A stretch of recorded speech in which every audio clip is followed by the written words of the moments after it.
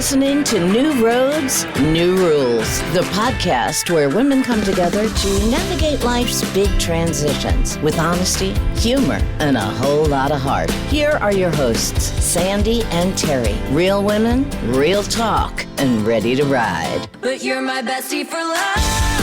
Yeah, you're the family I choose. Yeah, you. The best till the end. We can get through this together.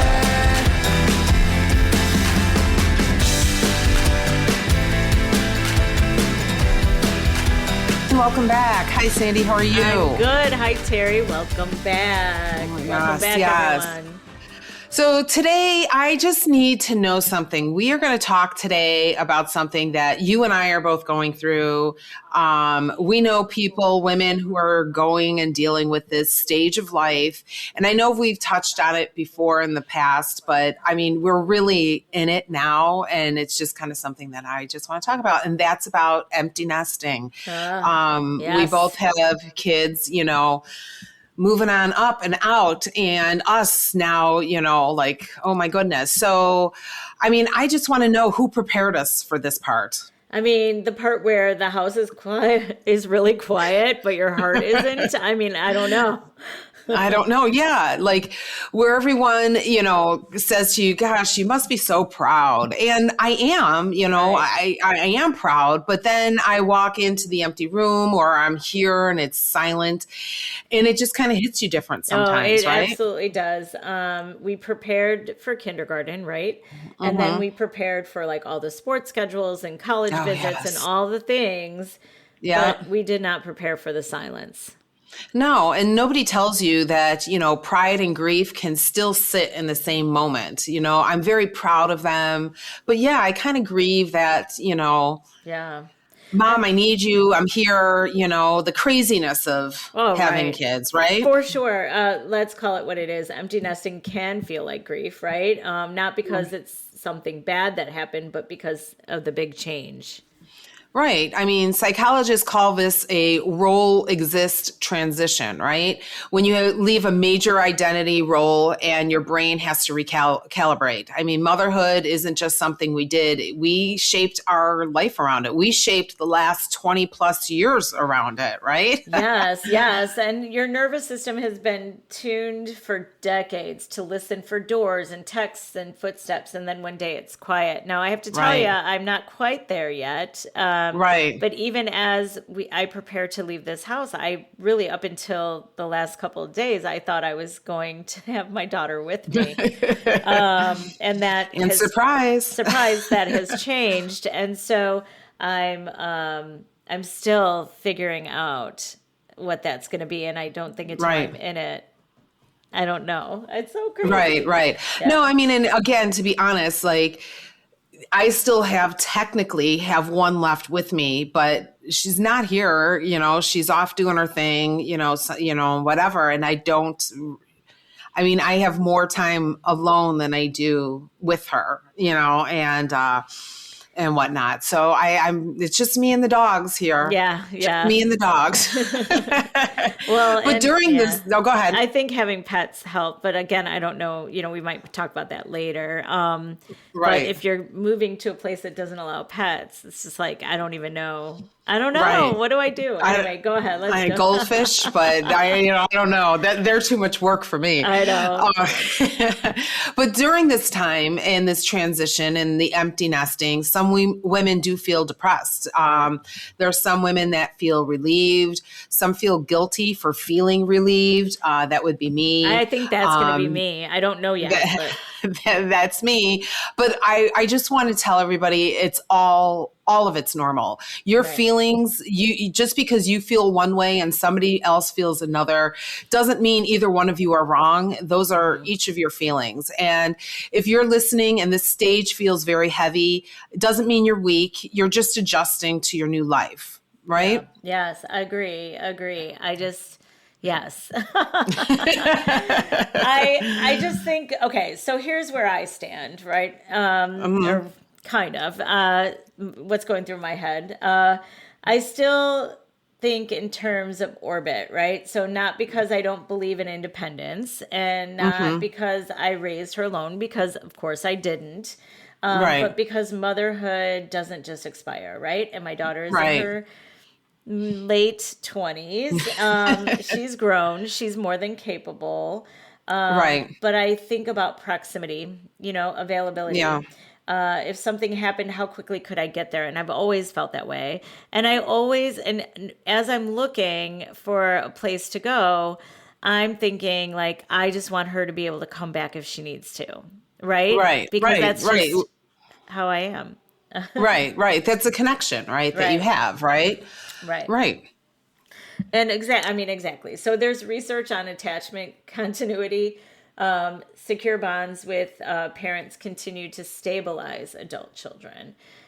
Knowing someone steady is within reach lowers stress for them. Right. You don't have to stress about it all. Yeah, right. And it's emotional gravity kind of, right? So after my divorce, when one major relationship shifted, staying connected to my daughter and my son feels grounding to me, right? Yeah, of course.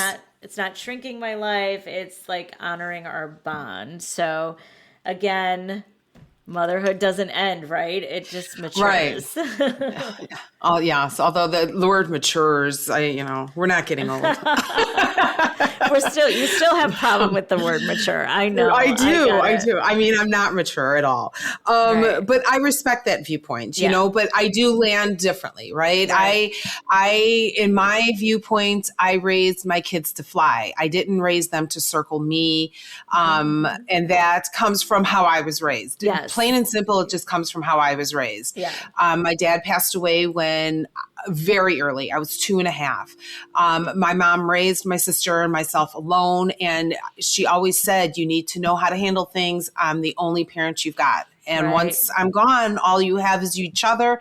You guys need to know how to do this. And you always have your sister's back. Right. We always knew she would show up. If we needed something, we knew she would show up. But it was never to rescue us. She would give us a pep talk.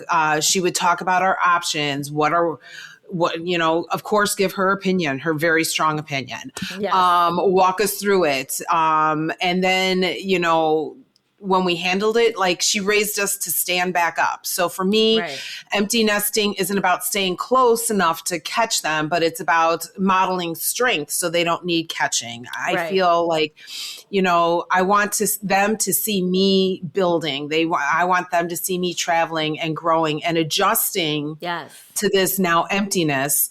Independence doesn't mean abandonment, which I'm trying to, again, get my mind around. But it means that I'm here and I trust you to make the right decisions and whatnot. Yeah. I'm always going to be here for them. Always. No, always. And I totally get that stance too. It's just, I think that's a little bit harder for me to like put myself in that world. Right. No, and that's fine. There's nothing wrong with that, but let's talk about the realities. Like, let's say one scary thing out loud. Like, what if they fail? Like, what if something happens, right? Yeah, what if they have to move back home? And that's what I've been talking about for 2 days now. Right. No, what if the job falls apart or the relationship ends, right? Right. And let's be honest, more adult children are moving home temporarily now. It's common. It's not automatically called failure. It's just a commonality. Right. Well, struggle in adulthood. There is struggle in adulthood, and we struggled. We didn't just post about it online like some people, like what's happening now. But if a lot of kids are because of the economy. Like, let's face it, the world that we live in, that, yes, it can happen. They expensive. Suddenly lose their job and it's expensive. Right. I mean, if they come home, it actually can be a chapter, not a collapse, right? So, like, I'm prepared for that, but I need to make sure I'm in a place where I can welcome her home if she needs to be. Right. Absolutely. Yep. So let's talk about how to be available without losing yourself, okay? Yes, because I think that's important here. Yeah, Like, agree, I mean, agree. we've talked about losing ourselves and being lost in the family and raising a family and everything. We've talked about it in the past, right? Absolutely. So this is where our differences show up a little bit, I think. Right. I think because so. I don't mind being the landing strip. I mean, I know I shouldn't say that. Not Right. in a I'll fix everything way, but like you always have a place here way, right? Right. And so if everything falls apart, if she needs to regroup, home is not conditional, right? Right. No, and that's a powerful thing. Right. And it's, I mean, research, we talk about this a minute. But I know. I was waiting. Research shows adult children who know they have a secure base, a stable place that they can return to, experience lower anxiety. I talked about that earlier, and take healthier risks. Like being that steady place isn't enabling; it's stabilizing. Right. It Right. says you can go try, and if you fail, you won't fall alone. Right. And I don't disagree with that at all. But for me, it's just about making sure that safe place doesn't mean I stop living, right? I want my kids to know that they can land here if they needed to, but I also want them to see me building my own life and that it just doesn't stop if they need help. You know, like they have to figure it out as well with me. No. Like I will work with them on that. Right, of course. And maybe it's not about whether we're the landing strip per se, or maybe it's how we define it, right? So a landing strip doesn't chase the plane, it stays steady. It's just there for the plane. Yes, Miss Travel Guru. That's a good analogy. Oh my God. I mean, I know. Would you expect anything less? No, not at all. So being available, I guess what I'm trying to say is being available, it doesn't mean hovering. Being supportive doesn't mean solving necessarily. It means they call, you talk it through, right? Right. What you're saying, I think. We ask questions, we offer wisdom, we reassure. And if they need to physically regroup for a season, that's not failure. It's family. No. Right. And whether they land with us or somewhere else, I believe, Sandi, that we have raised our kids to take off again. Like, I think that we have raised kids who can bounce back and, you know, stand up again afterwards. You know? I definitely agree with you. And I don't want it to sound like my kids cannot succeed on their own because they can't. Right. No, right? exactly. Right. And I have every faith in them. I just, you know, there's, there's kind of guilt around it, I think. Right. I absolutely. I mean, I was raised Catholic. I feel guilty about everything in my life. Right. And one of the guilty feelings I have about all this is I hear other women talking about going into the empty nesting season and like they're sad and all of that, which is fine. But I'm over here thinking like, what if I like the quiet? What if I love the spontaneous travel? We're starting March here and I've already been to multiple states this beginning of this year.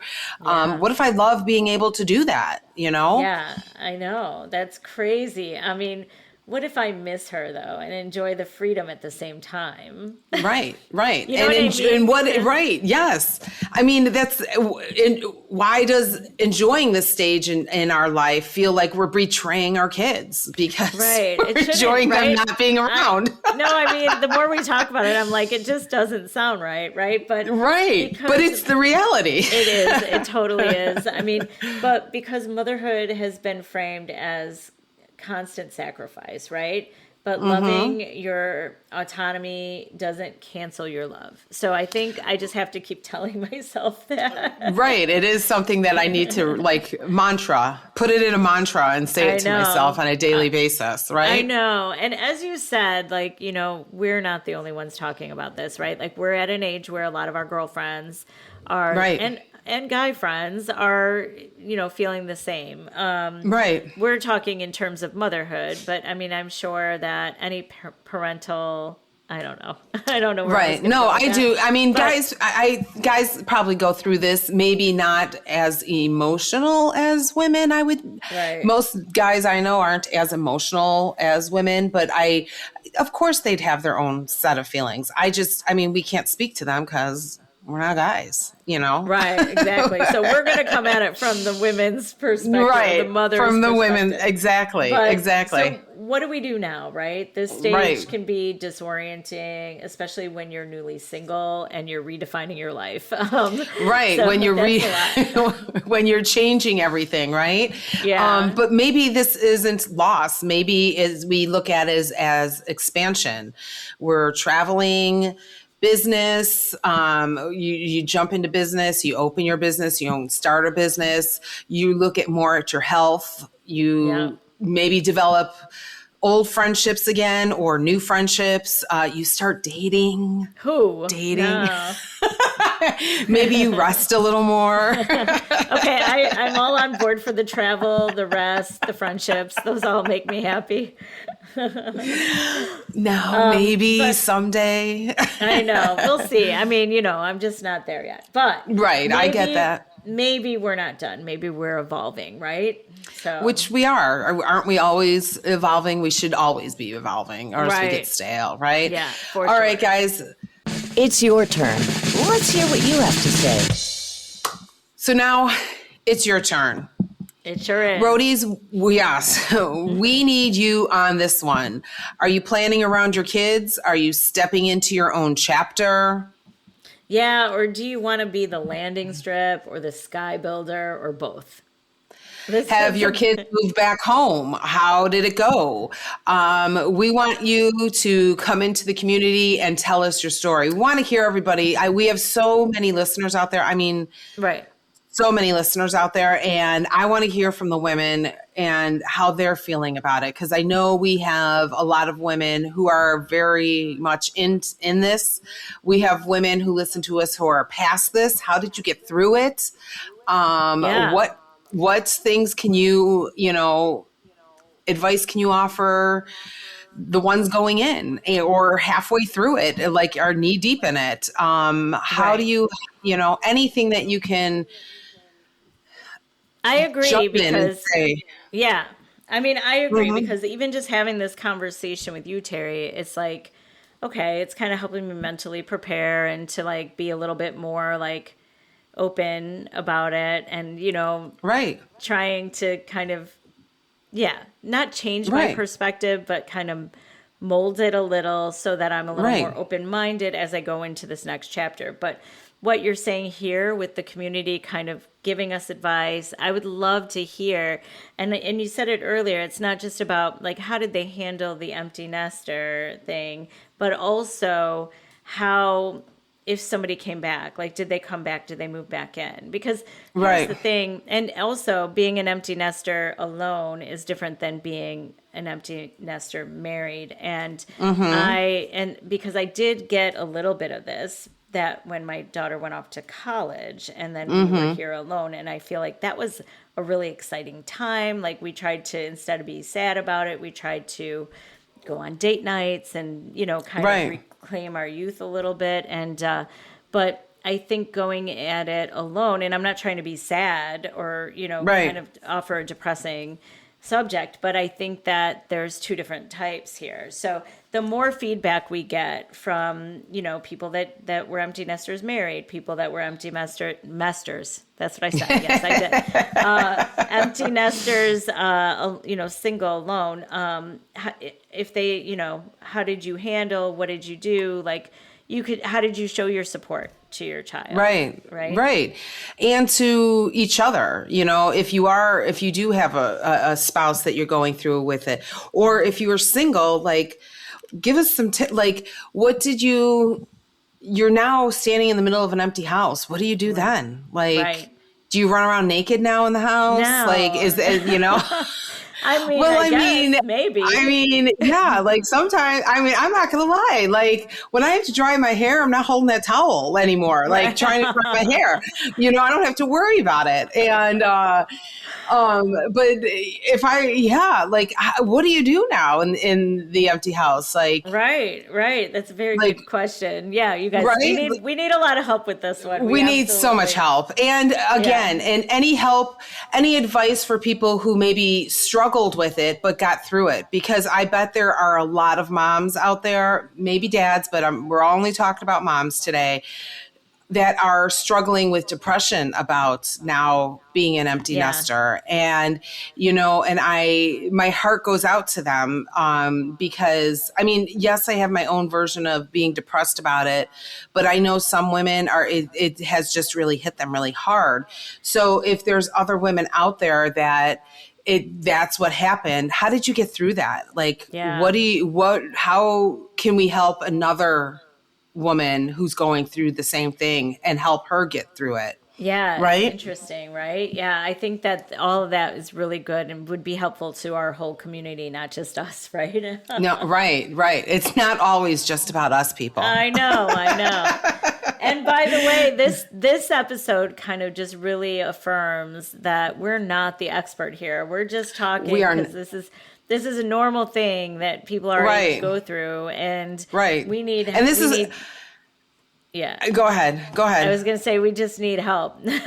Right. No, we do need help. But also, this is one of the things that you and I have been talking about a lot lately. So why not bring it to the microphone and talk about it with everybody else? Because, there are very little things that you and I have different opinions on, and this is one of them. And so, and that's okay. Like, there's nothing wrong with that, No, it really isn't, because deep down, we have the same principles in our life with our kids. Right. It's just that, how we go about it is different. Right. Exactly. So, and I feel sometimes on social media, if somebody, posts something, like sometimes if you're not doing it somebody else's way, they can come back at you in a negative way.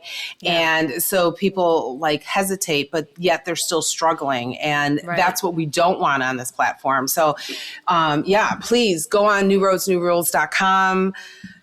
Join in on the conversation because we want to hear from you guys, Yeah, absolutely. It's one of our more important your turns, right? Exactly. It is. Oh, I think it is a very important your turn. No, it really That's why is. it's taken so long with this your turn. This is the longest your turn we've had in our history of podcasting. Yes, for sure. Let's go on to Rule of the Week, though. And now it's time for the Rule of the Week. You raise them to fly. Now it's your turn. Oh, that's a good one. Can I also add another just as a second? Is it against the rules to have a second rule? No. Okay. It's our rules to make, so. Yeah. I love the one you just said, but I also like support them, don't shrink them. Right? Right. No, I think that is good. I think it's good. Yeah. So let's in closing, right? So we will always be their moms. But we're not only their moms. And I think this stage is about trusting what we built. Right. When my dad passed and my mom raised my sister and I alone, she built strength into us. She showed up, but she never rescued us. And now I realize that this is the season she prepared us for. Empty nesting isn't about disappearing. It's about shifting. So we go from manager to mentor, from fixer to encourager, from constant protector to just being the steady presence in their life, right? Yeah. Where they know they can always lean on, they have a leaning post, but they can do it on their own because we raised them to fly. And now we've got to trust the wings we gave them and, build our own sky to fly in ourselves. We've got to do our own thing now and maybe just lean on them every now and then too. Yeah. So. there was a lot of that here too. I think, we've talked a lot about relationship shifting anyway. And when our life everybody in this family's life completely changed. There Right. was leaning on both sides. It wasn't just about me being here for the kids, but it was the kids being here for me as well. And so Right. I truly believe that, and I do trust them, and I'm so proud of them, and I'm so proud of how mature they are. Yes. I agree. It's all me. You know what I mean? It's me trying to make sure, like, let them, right? I'm Right. not letting that. I'm trying to micromanage a little bit or control a little bit Right. of what could happen and what couldn't happen. Like I'm trying to make my plans around something that's not happened. Yeah. Right. Exactly. So- exactly. so anyway. So yeah, I mean, it is going back to let them, right? Yeah. And, now's the time. And I think, I'm a little ahead of the game as far as being divorced and single, Right. compared to where you're at. And I too, very proud of my kids, going through the depths of the divorce and all of that. They were there in their own little way. They were younger at the time. Right. My daughter was under, 16, and, but they were there when I needed, whether they know it or not, when I needed the little pick me up, they were Yeah. there for me. Yeah. And I've always been there for my kids, and will continue to be. Yeah. But yeah, I mean, we just have to also remember to keep our boundaries, right? Agree. Because Yeah. now, it's us. Yep, it's us. And I mean, Yeah. and part of it is adjusting to that new single life as well as the empty nesting too. So, Yeah. you got both of it you're adjusting to. So Yeah, it'll be you'll interesting. get through it. I know it'll be interesting. We'll get you through it. We'll let the roadies. I'll keep the roadies up to speed on it. Yes. Anyway. All right, you guys have a great week, and we will talk to you next week. Okay. Absolutely. Thanks, Terry. Thanks, But you're everyone. my bestie for Bye. life.